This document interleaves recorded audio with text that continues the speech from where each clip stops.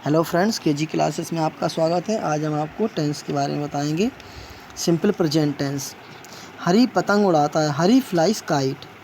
माताजी आज खाना नहीं बनाती हैं, mother does not cook the food today.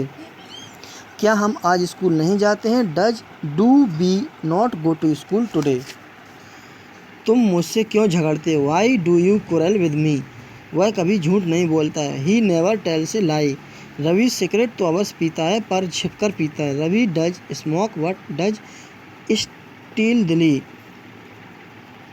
उपरोक्त वाक्य सिंपल प्रेजेंट टेंस में। हिंदी वाक्यों के अंतिम शब्दों को ध्यान से देखिए। ये शब्द इस टेंस की पहचान करने में सहायता करते हैं। इस टेंस में वर्ब की फर्स्ट फॉर्म का प्रयोग किया जाता है। सब्जेक्ट ही सी इट के साथ वर्ब की फर्स्ट फॉर्म में एस ई एस जोड़ा जाता है। पहला वाक्य इसका उदाहरण है। दूसरा वाक्य नेगेटिव है। मदर थर्ड पर्सन सिंगुलर है, इसके साथ डज नॉट प्लस कुक का प्रयोग किया गया है। तीसरा वाक्य इंटेरोगेटिव है। हिंदी में यह वाक्य क्या से शुरू किया गया है, पर अंग्रेजी वाक्य को डू डज से शुरू किया गया है। इसके बाद सब्जेक्ट रखा गया है और फिर वर्ब की फर्स्ट फॉर्म का प्रयोग किया गया है। हिंदी के चौथे वाक्य में प्रश्नवाचक शब्द क्यों का प्रयोग किया गया है। वाक्य का अंग्रेजी अनुवाद Y do you plus first form of the verb से किया गया है। पांचवा वाक्य भी नेगेटिव है। यहाँ कभी नहीं की अंग्रेजी नेवर लगाई गई है, परंतु क्रिया सब्जेक्ट से मेल खाती है। अंतिम वाक्य एम्फेसिस प्रदर्शित करता है, तो अवश्य के लिए वाक्य में मेन वर्ब स्मोक से पहले डज का प्रयोग किया गया है, क्योंकि रवि सब्जेक्ट सिंगुलर नाउन है। निम्नलिखित रूल्स याद रखिए। अफर्मेटिव के लिए होगा सूत्र subject plus first form of the verb plus object plus etc. Negative के लिए subject plus do oblique does plus not plus first form of the verb plus object etc. Interrogative के लिए do oblique does plus subject plus first form of the verb plus object etc. Simple past tense. मैंने पतंग उड़ाई, eye flu ए kite. लड़के भिखारी के पीछे भागे, the boys ran after the beggar. वह कल स्कूल नहीं गई, she did not go to school yesterday. क्या उसने तुमको गाली दी, did he abuse you. Sunil ने बुरी संगति क्यों नहीं छोड़ी, why did Sunil not give up bad company. मेरे पिताजी प्रतिदिन शहर को जाया करते थे, my father went for a walk every day. उपरोक्त वाक्य सिंपल पास्ट टेंस में है। इस टेंस में कार्य बीते समय में ही पूरा हो जाता है। इस टेंस की यह सबसे अच्छी पहचान है। इस टेंस की अफर्मेटिव सेंटेंस में सब सब्जेक्ट के साथ वर्ब की सेकंड फॉर्म लगती है। पहला और दूसरा वाक्य इसके उदाहरण है। इस टेंस का negative did not plus verb first form of the verb से बनाया जाता है। तीसरा वाक्य इसका उदाहरण है। चौथा वाक्य हिंदी में क्या से शुरू करके प्रश्नवाचक बनाया गया। अंग्रेजी अनुवाद में वाक्य को डिड से शुरू किया गया और मेन वर्ब की फर्स्ट फॉर्म का प्रयोग किया गया है। क्या शब्द की अंग्रेजी नहीं लगाई जाती। पांचवा वाक्य इंटेरोगेटिव नेगेटिव है। अंग्रेजी अनुवाद में वाक्य को why did plus subject plus not plus first form of the verb से बनाया गया है। आप देखते हैं कि हिंदी वाक्य में क्यों नहीं साथ साथ रखे गए हैं। इसका अंग्रेजी अनुवाद वाई डिड नॉट से भी शुरू कर सकते हैं, तब सब्जेक्ट सुनील के बाद नॉट रखने की आवश्यकता नहीं है। वाक्य 6 में सिंपल पास्ट टेंस का विशेष प्रयोग है। यह भूतकाल में आदत का भाव प्रदर्शित करता है। कुछ लेखक वेंट वर्ब के स्थान पर यूज्ड टू गो का प्रयोग करते हैं। यह वेंट सेकंड फॉर्म का विकल्प अफर्मेटिव है।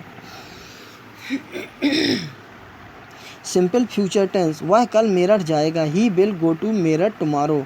हम रविवार को मैच खेलेंगे, we will play the match on Sunday. तुम लोग शोर नहीं मचाओगे, you people shall not make a noise.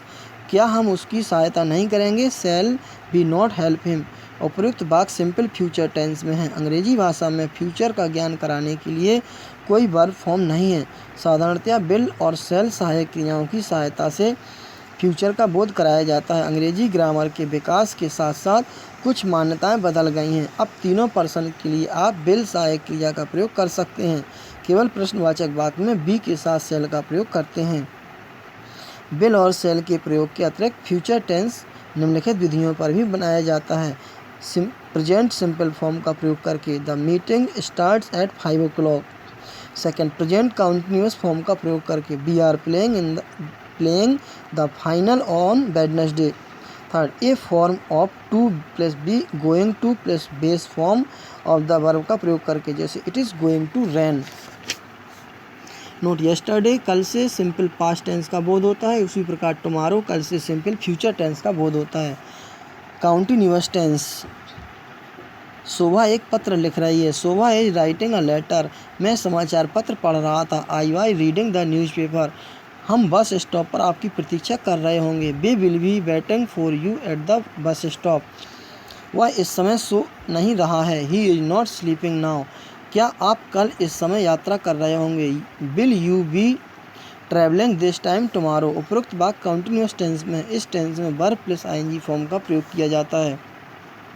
Present continuous में वर्ब प्लस आईएनजी फॉर्म से पहले एजएमआर का प्रयोग किया जाता है। पास्ट कंटिन्यूअस टेंस में वर्ब प्लस आईएनजी फॉर्म के पहले बाज ऑब्लिक वियर का प्रयोग किया जाता है। फ्यूचर कंटिन्यूअस टेंस में वर्ब प्लस आईएनजी फॉर्म के पहले will be oblique shall be का प्रयोग किया जाता है। प्रेजेंट और पास्ट टेंस में नेगेटिव सेंटेंस बनाने के लिए to be form plus not plus verb ING form का प्रयोग करते हैं। फ्यूचर कंटिन्यूअस टेंस में विल और बी के बीच नॉट रखकर नेगेटिव सेंटेंस बनाया जाता है। प्रेजेंट और पास्ट टेंस में इंटेरोगेटिव सेंटेंस बनाने के लिए टू बी फॉर्म से वाक्य शुरू करते हैं और वाक्य के अंत में लगा देते हैं, क्वेश्चन मार्क लगा देते हैं। फ्यूचर में इंटेरोगेटिव सेंटेंस बनाने के लिए वाक्य को विल ऑब्लिक शैल से आरंभ करते हैं और उसके अंत में क्वेश्चन मार्क लगा देते हैं। Present perfect tense. मैं पत्र लिख चुका हूँ। I have written the letter. घंटी नहीं बजी है। द बेल हैज़ नॉट रंग। क्या मोहन ने नौकरी से त्याग पत्र दे दिया है। Has Mohan rendered his resignation from his job. मैंने उसे पहले कभी नहीं देखा। I have never seen him before. वह 4 वर्ष से इस मकान में रहता है। He has lived in this house for 4 years। उपरोक्त वाक्य प्रेजेंट परफेक्ट टेंस में है। इस टेंस में हैज ऑब्लिक है प्लस पास्ट पार्टिसिपल का प्रयोग किया जाता है। पहला वाक्य अफर्मेटिव है। दूसरे वाक्य में हैज ऑब्लिक हैज और पास्ट पार्टिसिपल रंग के बीच नॉट रखकर उसको नेगेटिव बनाया गया है। तीसरे वाक्य को हैज हेल्पिंग वर्ब से शुरू किया गया है और अंत में क्वेश्चन मार्क लगाया गया है। यदि हम इस वाक्य में रिजाइन को वर्ब माने तो इसका अनुवाद यह होगा has Mohan resigned his job. वाक्य 4 में नेवर और बिफोर के प्रयोग को अच्छी प्रकार देखिए। वाक्य 5 में 4 years का प्रयोग किया गया है। इसका अर्थ है कि उसको उस मकान में रहते हुए 4 वर्ष हो गए हैं और वह अब भी उस मकान में रह रहा है। इस टेंस में सिंस का भी प्रयोग किया जा सकता है। Past perfect tense. रवि वह पत्र पहले ही लिख चुका था। Ravi had already written that letter. Doctor के आने से पहले रोगी मर चुका था। The patient had died before the doctor came. मेरे स्कूल पहुंचने के बाद चपरासी ने घंटी बजाई।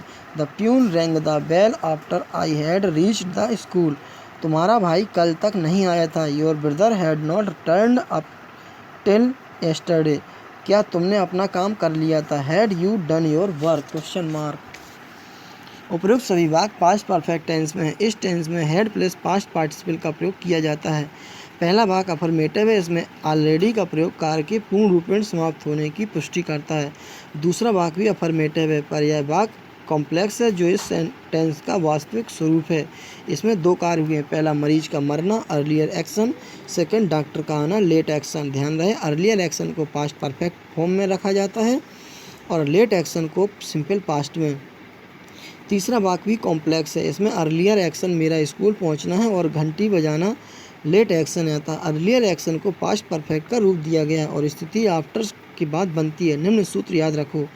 Earlier action plus before plus late action plus after plus earlier action. चौथा वाक्य हैड और टर्न्ड अप के बीच नोट रखकर नेगेटिव बनाया गया है। पांचवें वाक्य में हेल्पिंग वर्ब हैड से वाक्य शुरू कर उसको क्वेश्चन बनाया गया है। Future perfect tense. जब तुम स्टेशन पहुंचोगे तो गाड़ी छूट चुकी होगी। When you reach the station the train will have left.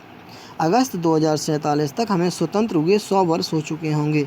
By August 2047 we shall have been independent for 100 years।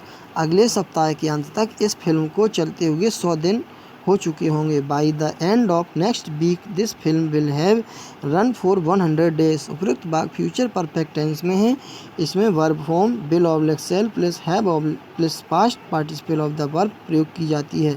इस टेंस का प्रयोग उन कार्यों या घटनाओं को बताने के लिए किया जाता है जिनके कि भविष्यकाल में एक निश्चित समय तक पूर्ण हो जाने की संभावना या आशा होती है। दूसरे और तीसरे वाक्य में time presses 400 years for 100 days के साथ यह भाव प्रकट करने के लिए किया जाता है कि कोई कार्य भविष्य में एक निश्चित अवधि तक जारी रहेगा। प्रेजेंट परफेक्ट कंटिन्यूअस टेंस, वह 4 बजे से आपकी प्रतीक्षा कर रहा है। He has been waiting for you since 4 o'clock। तुम सुबह से अब तक अपना सारा समय गंवा रहे हो। You have been wasting your all time since morning. वे 6 वर्षों से अंग्रेजी सीख रहे हैं। They have been learning English for 6 years। प्रवक्ता 1 घंटे से अब तक बोल रहा है। The speaker has been speaking for an hour now. उपरोक्त वाक्य प्रेजेंट परफेक्ट कंटिन्यूअस में है। इस टेंस में क्रिया रूप have oblique has plus been plus present participle हैं। यह टेंस भूतकाल में किसी निर्दिष्ट समय पर कार्य के प्रारंभ होने और वर्तमान समय में भी उसके चलते रहने को प्रकट करता है। यह टेंस किसी कार्य के अनवरत रूप से होने का भाव प्रकट करता है। पास्ट परफेक्ट कंटिन्यूअस टेंस, उस समय वह 2 माह से एक उपन्यास लिख रहा था। At that time he had been writing a novel for 2 months। जब मिस्टर दत्त स्कूल में 2008 में आए, मिस्टर खान को पहले ही पढ़ाते हुए 5 वर्ष हो गए थे।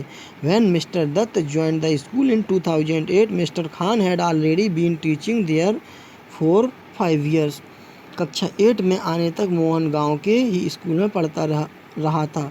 Until he got to class 8, Mohan had been studying in A village school. उपरोक्त वाक्य पास्ट परफेक्ट कंटिन्यूअस टेंस में है। इन वाक्यों में क्रिया रूप had been plus present participle of the verb है। इस टेंस का प्रयोग भूतकाल में हुए उन कार्यों या घटनाओं की बताने के लिए किया जाता है जो भूतकाल में एक निश्चित अवधि तक जारी रही हो तथा भूतकाल में ही एक निश्चित समय से पूर्व समाप्त हुई हो। Thanks, best of luck.